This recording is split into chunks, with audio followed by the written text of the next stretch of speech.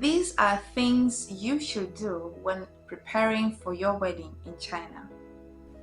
Welcome back again to my YouTube channel. Guys, I know I've been away for some time and it is for a good cause. If you're not following me on Instagram, then you're missing a lot because there, when I'm not around here on YouTube, I get to post on Instagram, and those that follow me on Instagram know what was happening and why I was away. Welcome back, and for you that is seeing my face for the first time, my name is Ruth, and here I talk about understanding the voice of God through dreams. From time to time, I share my own personal testimony, my journey of understanding the voice of God through dreams, and I also share teachings, revelations that God gives me for you all. So don't forget to click that subscribe button if you haven't, and turn on your notification bell so that you'll be notified every time I post a new video. And for you that is a returning subscriber, God bless you so much and thank you for sticking around. So on the 3rd of August, I had my wedding, our church wedding, and there are a lot of things I learned during the process of preparing for my wedding. And I just want to share these things with you all because I believe it is worth sharing. And maybe you are watching this video and you are in the process, or you are thinking of how to prepare for your wedding. You're in China, you don't know where to start. This is the right video for you to watch.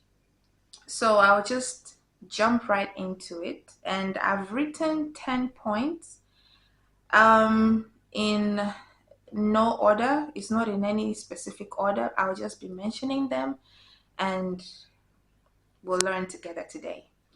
So the first thing I learned is that you should pray for the wedding date. Yes, pray for the right date. Now, so many things are involved when preparing for a wedding.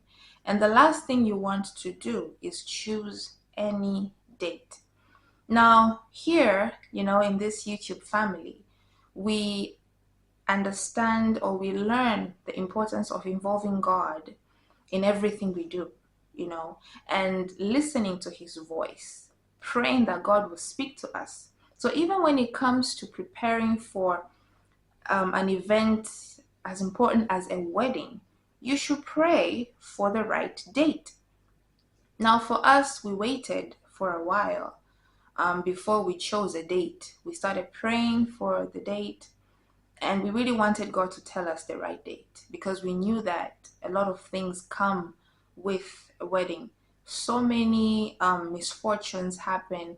People have accidents. And for us, we knew that people will be traveling miles away just to come, to our wedding. So we knew that we cannot afford to just choose any date. We prayed, we fasted, we waited on God.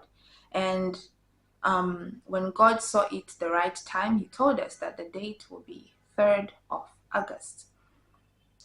We now looking back, we see that we did the right thing.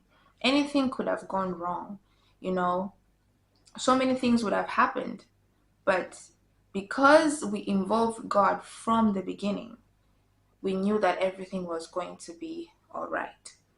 The second point I will talk about today is have a budget.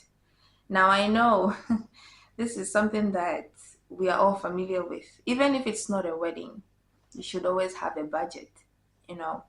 So when it comes to preparing for your wedding, you should make sure that you have a budget and stick to it. Yes, um, by the time your everything is done, you may spend more than what you anticipated, but at least you had an idea of how much you are able to spend, and be realistic about it.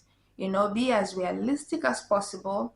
Try your level best to make sure that you cut out all unnecessary expenses, because let me tell you, when it comes to a wedding, once you go to a wedding vendor and tell them that this is for a wedding, even if it's a regular shop, let's say, and you want to buy a cake or you're looking for someone to do your hair and makeup, once you say the word wedding, the price automatically goes up. I don't understand this concept, but that's how it is. So having a budget will remind you to stay disciplined. It will remind you and help you know how to cut out all unnecessary expenses, because after the wedding there is life. The last thing you want to do to yourself is spend so much on a wedding and deal with debts after the wedding. So make sure you have a budget and be realistic as much as you can.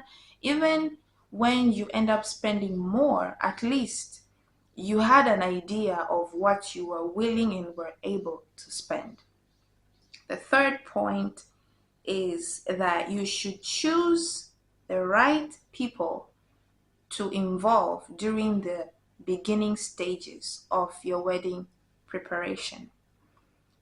You know, if you're someone that doesn't know the importance of hearing God's voice, then you're setting yourself up for trouble.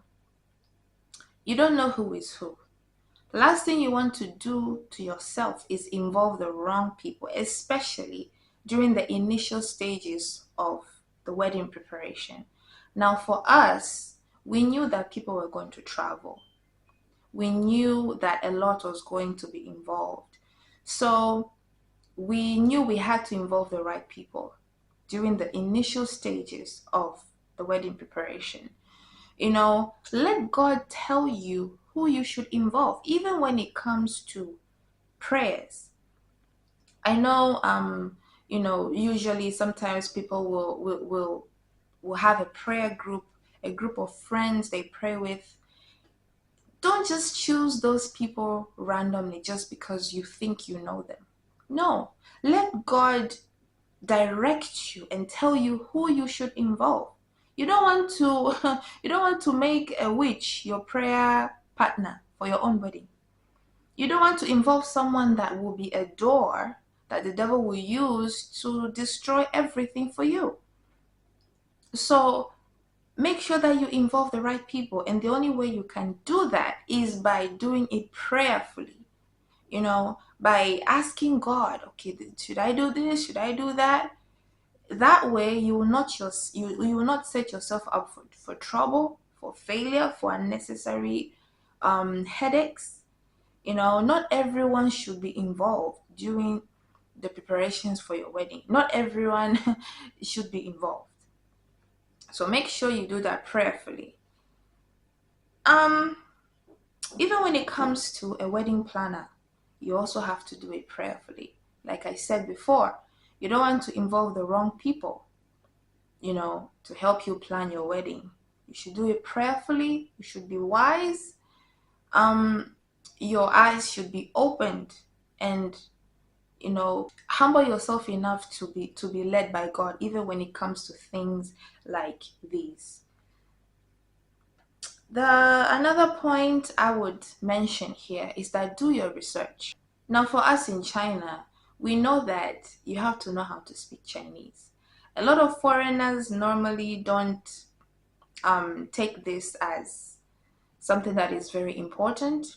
But as years go by, that's when you realize that knowing how to speak Chinese is very good, is very beneficial. So for my experience, I can read and speak Chinese. I can say my Chinese level is HSK4, HSK5. For those who don't know what this is, here in China, you have exams that you do, and those, it's like a language proficiency test. So this is for Chinese. So you have different levels. You have level 1, level 2, level 3, level 4, level 5, and they all have vocabularies that you're supposed to master. So my level is HSK level 4, level 5. So I can read and understand Chinese to an extent.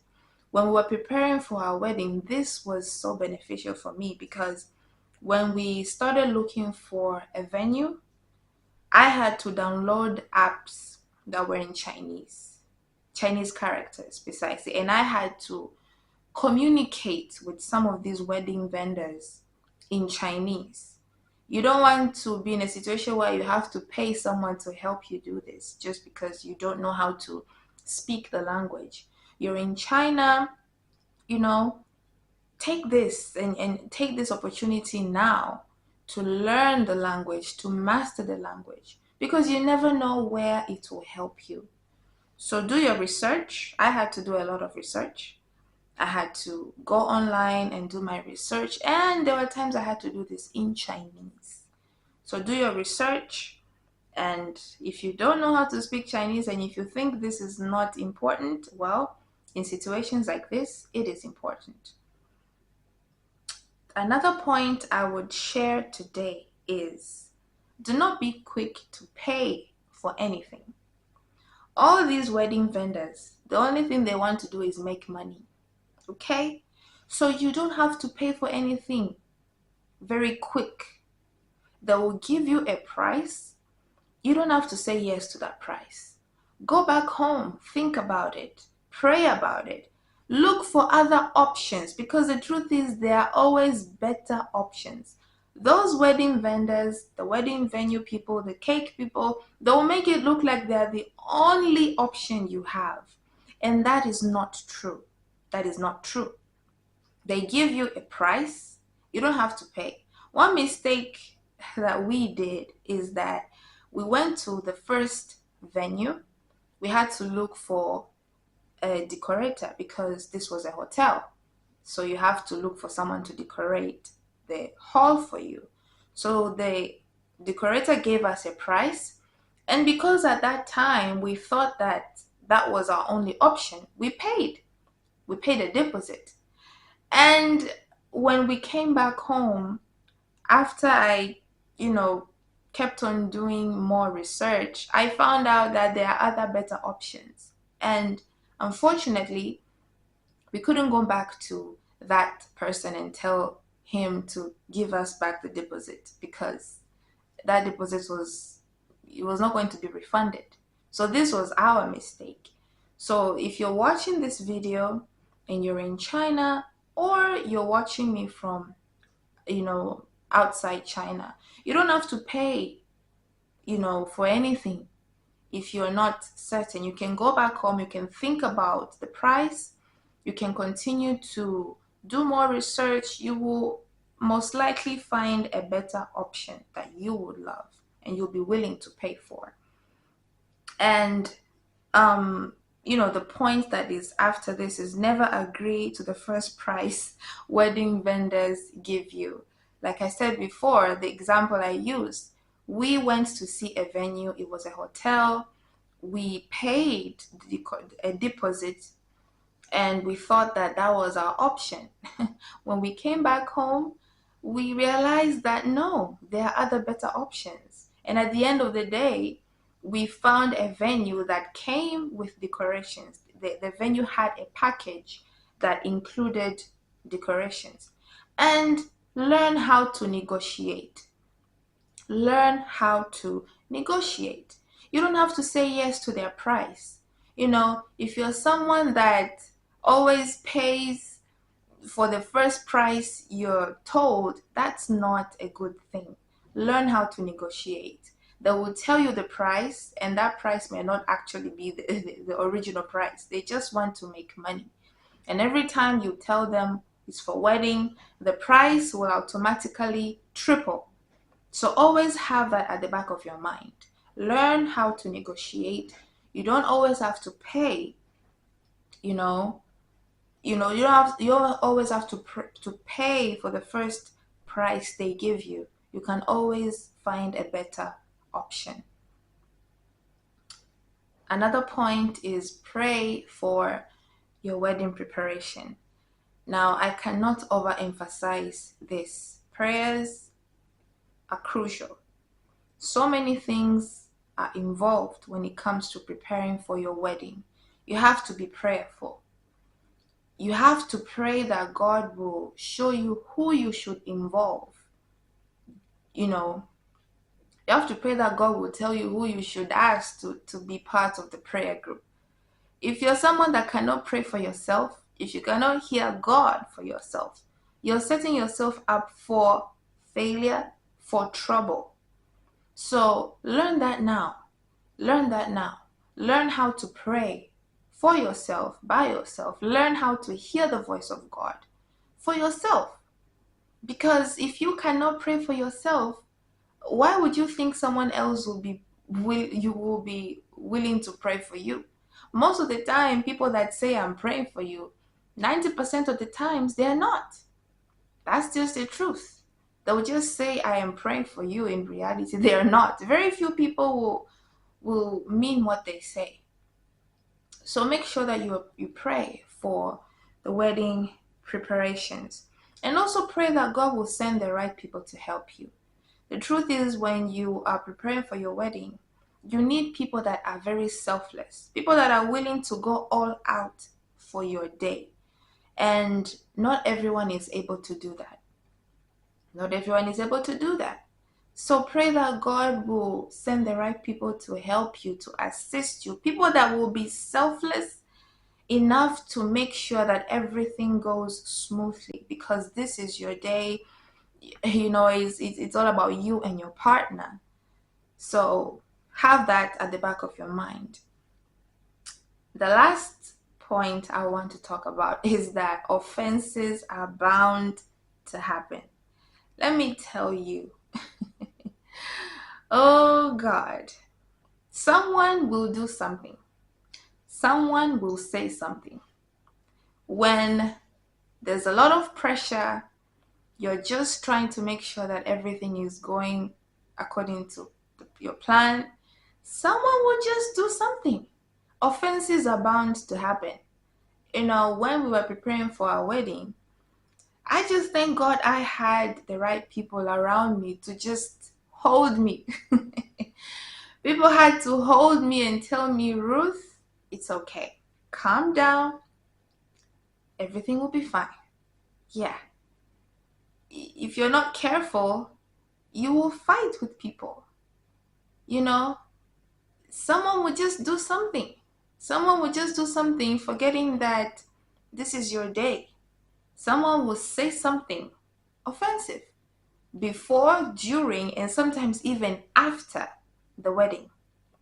I remember when we were doing rehearsals a day before, my mother told me that, even when she was preparing for her wedding with my father, the person that was supposed to make her dress, the person was supposed to put a tail, a very long tail.